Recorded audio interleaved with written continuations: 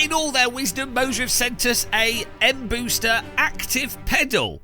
Will this brake pedal, or whatever pedal you want it to be, change your life? Will it change my life? Will it change the world and bring active pedals to a mass market? Well, that's what we're going to find out in this video. Remember, you have to subscribe so you have the power to unsubscribe. And of course, if you've got poor impulse control and decide to buy anything from Moza, use our affiliate link to support the terrible work that we do here. Thank you very much. In the box, we have some instructions. We have a power supply. We have the mBooster pedal, one of them. If you want 3, you're going to have to buy 3 of these. And then some accessories and different cables and attachments for it.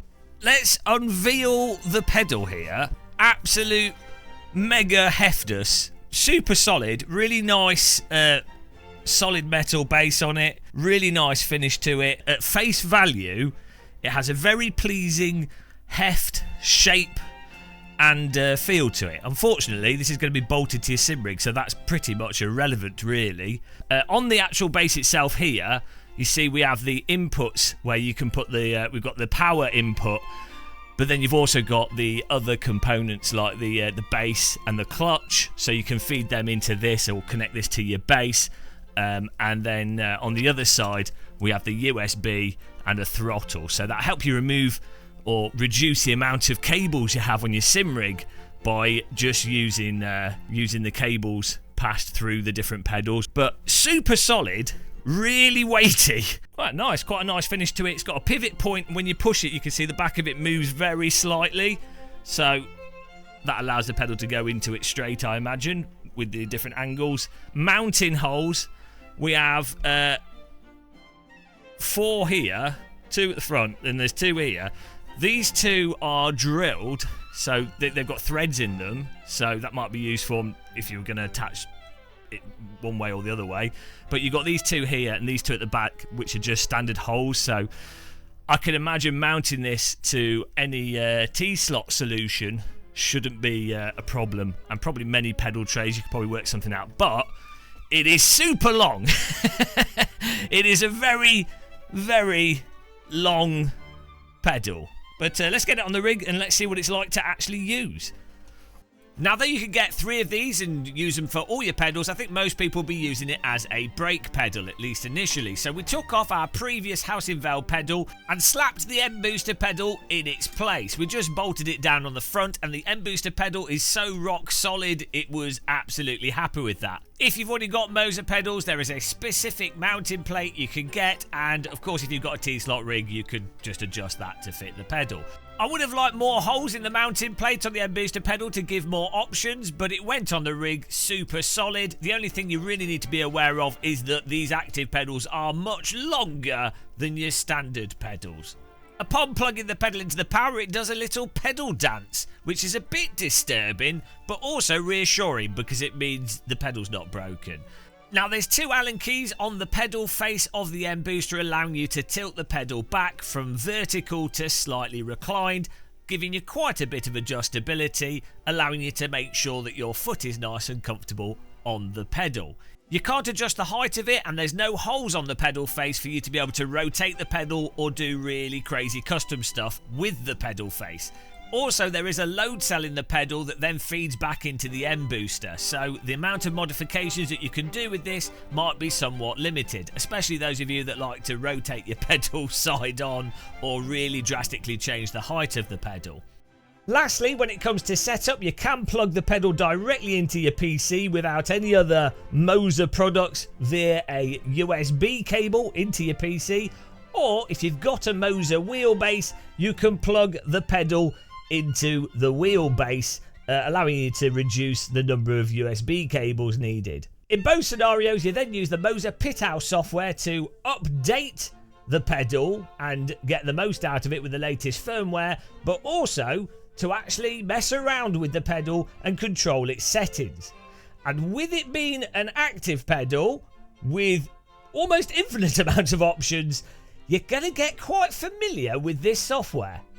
Without further ado, we're on to the exciting part of this video and the whole point of an active pedal. And that is, because it is a pedal attached to a motor, you can fully adjust everything with this. So we have the software here on the screen, and you can see we've got a nice linear curve, and that means that when I push the pedal, we have a nice linear response of resistance, all the way on from 4 kilograms, or it could be from 0 kilograms, up to 200 kilograms. So 200 kilograms for me to actually move the pedal more, and my chair's actually going to fall off my rig if I try and do that. You can, of course, then shape things to however you want. So we could have a totally floppy start of the pedal, and then it gets harder, and then if I had the strength, it would get softer again. Let's reduce the strength here so it gets harder. It's sloppy at the start, gets harder, and then gets sloppy again at the end. We can put it to 0, and then the whole pedal is super weak and sloppy. like a second-hand, heavily used Ford Mondeo with a broken brake. As I say, you can completely fully adjust these curves to get a linear response, a non-linear response, a inverse non-linear response. You can do whatever you want with the pedal to get whatever you want from it. Let's make it completely flat here. Let's have no resistance at all, and this should be super duper limp. Limper than a limp thing on limp day. Look at this. It's just totally limp. Absolutely flopped. There's a bit of damping to it, but that is... I'm barely having to touch it with my foot there. We're just tapping it. So that is basically the point of an active pedal. You can adjust it and set it up however you want. Now, you can also set the start point for the pedal and the end point for the pedal. So if you wanted your pedal to start a bit further down, you can adjust that setting there, and now the pedal will return back to this point here. Let's put this up here. Now the pedal's just staying there. And it will only have, we could have it so it has a tiny amount of travel. So it's basically now like a button, like a weird button. Or you could have it start further up, and it can be like a button further up, or it can be sloppy or not sloppy. You get the idea. You can basically adjust things to however you want them, and that is basically the whole point of an active pedal. Now, aside from those curve options and infinite adjustability effectively, you also have the fact that it is a motor and it can communicate with the simulators. So with driving sims that have ABS telemetry, with driving simulators that have ABS telemetry, you can have that sent out to the pedal. So as you're driving, when you go into when you're braking, when you hit the ABS, the pedal will vibrate and move in accordance with the ABS that the vehicle's putting out. You can adjust the degree to how the ABS actually comes through the pedal from the game's telemetry, the intensity of that ABS, the smoothness, and the frequency and feel of the ABS. So from car to car, from sim to sim, you can adjust that ABS vibration and feel. Now, it's worth saying some simulators don't put out the ABS signal through telemetry, so you don't get it with the pedal.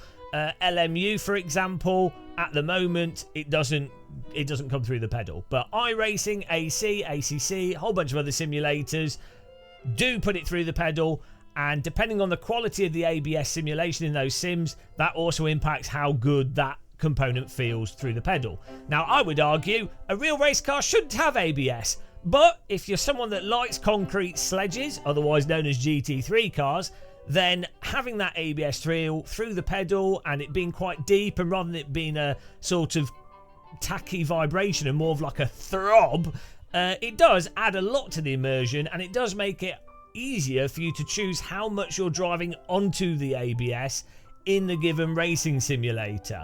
So you might choose to really ride the ABS or not ride it so much, or turn the ABS up and down in the simulator, and the pedal, an active pedal, makes that much more obvious and just more fun, to be honest. Now, for cars that don't have ABS, you do have the option of a wheel lockup setting, which should pick up wheel lockup and send it through the pedal. It does work, but from my experience, it's a bit too delayed and it doesn't have enough detail for it to actually work as well as it should do. From my experience, when I've used tactile transducers, I like using the slip effect with SimHub and sending that to tactile transducers, and then small amounts of slip come through in a very obvious way, and then larger amounts of slip come through in an obvious way. At the moment, with the Moza software and the Moza pedal, it seems that it doesn't happen until there's too much slip. So I think there's still quite a large room for improvement for how wheel slip can be conveyed through the pedal than it currently has. You also have the option of engine vibration built into the software. I turn that off, but of course some people might like that for immersion. Why not? The great thing with this is you can just fiddle around and play with it. We've had this for, I've done about 200 hours of sim racing on this now, and I've loved just messing around with it. Now, of course, on top of being able to control how the pedal moves and responds to force, analogous to if you were to change the elastonomers or the pedal throw or the preload on a non-active pedal, you can also choose how the pedal reads the input and then sends that input to the simulator. So you can choose whether or not the pedal is taking the input from the load cell on the pedal face, or if it's taking the input from the amount of pedal movement and rotation. This gives you really good control over sensitivity of input, and again to allow you to really dial things in. It's a little bit weird having a mixture of movement and load cell as an option for the input, and you will need to fiddle around with this setting quite a bit to get it just right, especially to get it just right with whatever actual input shape or pedal movement shape that you've gone with. But what it means is you can have a pedal that's super duper sensitive or super duper insensitive. You can have a pedal that requires no movement at all for it to pick up 100% input, like super light, or you can have a pedal that requires a lot of movement to actually pick up the input. And again, you can dial that all in through curves, through sensitivity curves, and get it to whatever you want. And of course, you can save profiles and have different things for different cars, which is probably what you'll end up using, especially if you were going from, say, Euro Truck Simulator to a Formula car, because those are going to obviously have way different sensitivities, way different types of movement. The menu messing around is completely endless. The end result, though, is that you can basically dial it in to whatever you conceivably want. If you want a super duper light pedal that's super duper responsive, or a super duper light pedal that's not responsive, or you want a super duper heavy pedal that is or isn't responsive, you can do it all. You can have it go up and down. You can create a roller coaster of nonsensical pedal input, and it makes no sense at all. You can do whatever. There's no limits to how much time you can spend wasting your life with the pedal. And that's what sim racing's about, really, isn't it? Following on from that overview, now I want to talk about what I think's really good about this pedal and what I think the big shortcomings of this pedal are, and what I think Moza still really needs to work on, and what's holding this pedal back. So the really big pros with this pedal are that the motor, the amount of movement, the adjustability options, and the feel of the pedal, especially when used as a brake pedal, are absolutely fantastic. The versatility that an active pedal gets you and the degree to which you can dial it in is utterly absurd. And I have to say, I find it hard to not use an active pedal from now on. Obviously, it's not a cheap pedal, so you have to consider that it is quite expensive, though it's not as expensive as some super high-end static pedals. I don't know how static pedals are going to be able to compete with active pedals in many ways, especially on the braking side. It's quite expensive, but the utility and the feature set of it is absolutely phenomenal. And as I say, the sort of smoothness and the hardware, the build quality seems absolutely spot on to me. 200 hours of using this quite aggressively and very improperly, because that's how I use everything. And it's like it was when it first came out the box, with improvements actually as Moza have been updating the software. On the negative though, and this is a really big negative, at the moment it seems to me like there's some sort of like resistive delay or some sort of flutter effect on the input, which is noticeable if you use the pedal on much lighter settings. If you have really non-resistive settings and you don't have much damping on it, you turn all damper off, all friction off, there's sort of an inconsistency to it, almost like there's a bit of delay between stuff happening and the pedal responding to it. Now, admittedly, if you're using the pedal as a brake pedal with a standard brake pedal curve and standard brake pedal settings, you're probably not going to notice it at all. When you're using a brake pedal, you're not really fluttering the pedal so much. You're pushing down hard and then lifting off smoothly. When you're using a pedal as a throttle pedal, you are sort of really tightly modulating and fluttering the accelerator pedal coming out of corners and balancing it. As a brake pedal, I absolutely love this.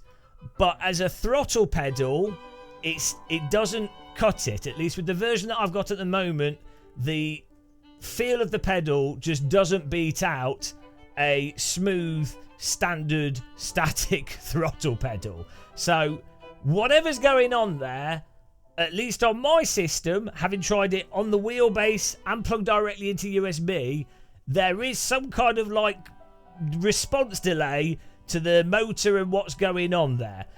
It's not a delay to the input, like the actual input of the pedals spot on. There's no delay on the sensing of stuff. It seems like there's some kind of underlying motor response delay going on. And personally, that means I would not use it as a throttle pedal. And I would imagine some of those aspects will probably carry across to the brake pedal. And if you're an esports driver or a really high level sim racer, there's going to be stuff there that I think would concern you.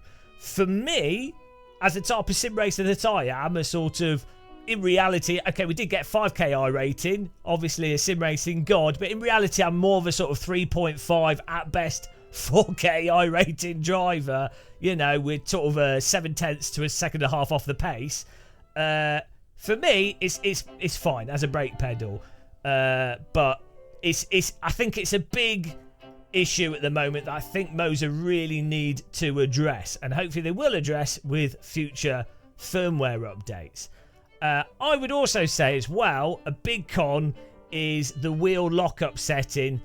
More so because I think it'll be so nice when they actually get that working, and the information that will give you through the pedal will be really, really useful. How I got tactile transducers set up, if you watch our video on £150 motion rig, how I got tactile transducers set up with SimHub for wheel slip is really, really nice for informing you what's going on. And to be able to do that just through a pedal would be absolutely superb. And I have to say, just the convenience of having this stuff, the active pedal, and having things go through a pedal without you having to do all the transducer setup and everything, that is absolutely phenomenal. I can imagine if they sort out this flutter or delay or whatever's going on with the pedal in the throttle mode, if they sort that out and you add a throttle and accelerator that are active pedals, it's just incredible. Like, I don't see how anyone would justify not having active pedals. Like, if the outside of cost, if you could afford the price of the active pedal, I don't know why you would go for other pedals, really. I mean, playing devil's advocate, I did end up setting up the mBooster pedal similar to how I set up non-active pedals, in that I like a really loose initial pedal with a bit of movement, and then have the pedal get quite hard until it's basically like a brick wall. And then I like the simulator to respond to that, in that the pedal's very sensitive at first, but round about the 60% mark, that's where the pedal's getting hard. So what it means is I can really stamp on the pedal and I really know when I'm in that 60-75% input range, which is where your wheels generally start to lock up with a lot of cars and a lot of simulators. So I did end up setting it up similar to how I set up non-active pedals, but then I can set this up to another degree, and I can set it up for car to car and just really dial it in to an absurd level without having to even get out of my chair. So you can't. That is hard to beat, isn't it? That was risky. I'm sounding positive again. So we just another thing that I noticed with the pedal that I would like to be slightly different is that you have this sort of pre-weight option. So the pedal won't move until it passes this amount of input, 6 kilograms, or you can set that up to 40. So the pedal's like requires 40 kilograms of force to move, or it'll just be loose before it moves and starts to move up this graph here in terms of resistance. What I do find is that sometimes if you're driving and you've got this on like 5 to 10 kilograms as a basic setting, which is what I use as the initial input movement, what I do find is you'll be resting your pedal on your foot on the pedal, and then the weight it'll move because you've gone over the weight, and then it kind of stops again, and then it moves again.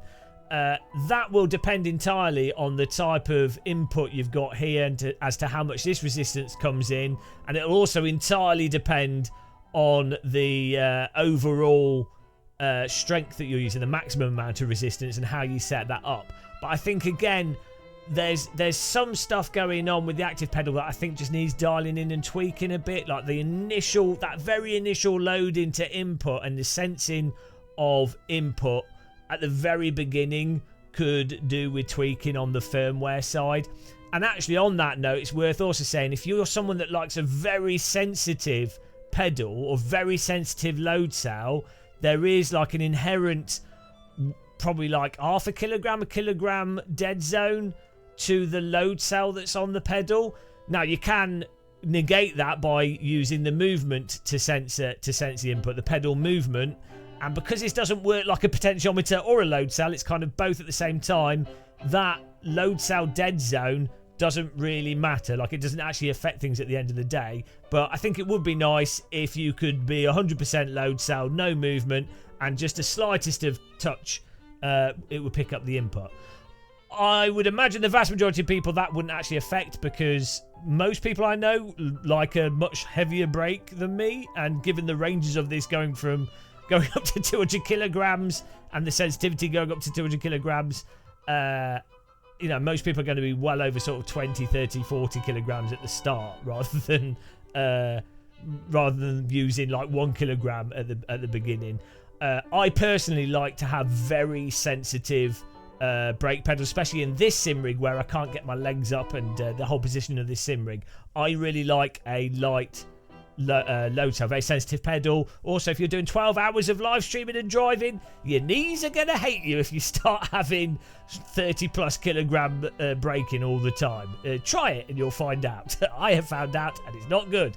So if you like a super sensitive brake, again, that's something to consider. That at the very low end, I think there's some aspects of this pedal that are less suited to people that do that. There are some workarounds, but it's not ideal. People with who like heavier brakes, though, I think they'll be quite happy with it. Lastly, in terms of the software, I'll also say that sometimes you tweak settings in the software and it feels like it's not actually updated it on the hardware until you move another setting. The Moza software itself at times can be a little bit janky feeling, and you then have to close it and reopen it. Once you've got your settings set up and dialed in, I found it to be pretty streamlined. Load a profile, it's great. The Moza force feedback joystick, the AB9, does this as well. It's the Moza software. It's just, there's something not quite snappy and as responsive with the Moza software that I find with like the Fanatec software or the Simulcube software or other OSWs and other stuff I've used. The Moza software itself, the interface and how the interface communicates with things, I think can sometimes be a little bit iffy and a little bit unresponsive. Like, it does work, but it just doesn't feel super tight. It doesn't feel like it always does exactly what you've told it to do until you restart it. And sometimes as well, when you if you have the software on another window, sometimes when you try to load the software, it doesn't actually load up onto your screen. You have to either reinstall it or you have to reorder your Windows to then get the software to work. And that's been a bug with the Moza Pithouse software, both with the forcing back joystick and with the wheels and the pedals. The Pithouse software has had that issue for a long time. So that is to be, something to be to think about or be aware of when using Moza equipment. So to summarise where we're at with the mBooster pedal at its launch, I really like this active pedal, and I really like active pedals, and as I say, I think they are the future of sim racing pedals for people that are looking to spend more than just getting in on a budget level. Worth reiterating, your budget pedals are totally fine. Don't feel like you have to get active pedals or spend lots of money to enjoy sim racing. Your budget pedals will let you sim race totally fine. But if you're an idiot like me and you like fancy sim racing equipment, you like features, you like messing around with stuff, you like having more information from the sim, you've wasted your life sim racing too much, this sort of stuff is absolutely fantastic. Absolutely amazing. But as I say, I think there are some fundamental issues on the software side or the firmware side, especially when it comes to using it as a throttle pedal, and especially if you were a very high level sim racer. I really hope Moza can sort those issues out. But until they do sort those issues out, I find it hard to recommend to someone to say, oh, buy it straight away. It's 100% just buy it if you've got the money. I would actually recommend people hold off buying it until the software or till things work completely seamlessly. I think consumers should get products that are completely polished. Though, obviously, there'll be debate as to what degree things should be polished, and nothing could ever be absolutely perfect.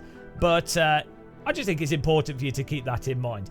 I'm not taking them off my sim rig, though. Like, I can't go back from having an active pedal to a non-active pedal. It really is that good, having a pedal that you can dial in and tweak and just have it respond to stuff. It's just fun. I've now become like the ultimate active pedal aficionado. It's like air fryers and Yorkshire tea. You're going to just need an active pedal. Passive pedals are so old-fashioned. Again, to be clear, basic sim racing pedals are fine, guys. Don't let YouTubers pressure you into buying stuff you really don't need. But I'm keeping the active pedal. You're not getting it back, Moza. That's it, really. As I say, we've got an affiliate link if you want to buy one and support me. If you want to support other YouTubers, there's probably other YouTubers with much better review videos than mine. Use their affiliate link, support them. Click the like button if you enjoyed this, and drink lots of tea. But that is really our first review video of the pedal after having used it, I say, for about 200 hours. Let me know in the comments what you'd like to know. I'm going to do a live stream once the embargo lifts on this pedal, and then I can just answer and talk directly about the pedal to people, which I think will be even better than this video, because we can really go into things there. So look out for that live stream and subscribe and hit the bell and all that lark so you don't miss it. But yeah, thanks for watching this, guys. Till the next one, happy active pedal and booster pedal times. Take care and goodbye.